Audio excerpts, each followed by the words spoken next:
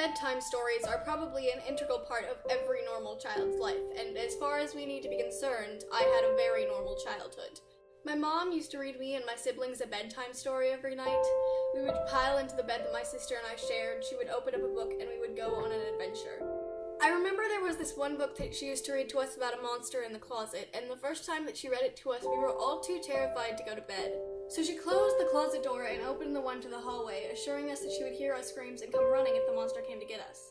Ever since then, I haven't been able to sleep with the hallway door closed. What I'd really like to focus on with this story, though, is the fact that every single member of my family, save my father, would come together every night with a common goal in mind, to hear or read a story that was written in a book. These things bring people together. There's a picture of a friend and I with my grandfather after the two of us had gotten into an argument, and he's reading to us from a storybook.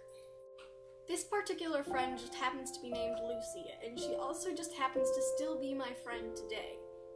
It is my theory that if my grandfather had not read us that book, we would no longer be friends. My grandparents didn't only save friendships with books, though. No. In fact, they were the ones that introduced me to the book series that became to me what one might very well call obsessions. Paddington Bear was one of these obsessions. I actually named one of my teddy bears Paddington Bear because, I'm original. They also introduced me to the Narnia series.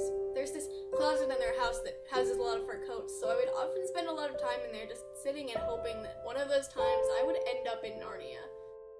But I think that the most important thing that they introduced me to was Harry Potter. For several years, Harry Potter was essentially my life. I read the books too many times to count, I would discuss it with friends in school, and I would even throw Harry Potter parties where we would make wands and brew potions and swim in the Black Lake. I honestly miss those days more than probably anything in the world. Harry Potter is still a huge part of my life, and it's directly responsible for my friends, for my internet presence, and even for the camera that I use to shoot this video. But as I grow older, Harry Potter parties aren't a thing that are socially acceptable anymore, and I wish that it wasn't so. And as much as I would be perfectly willing to throw another one of them, I'm not entirely sure how many people would actually come. So, for now, I'll just have to settle for a cup of tea and a good book.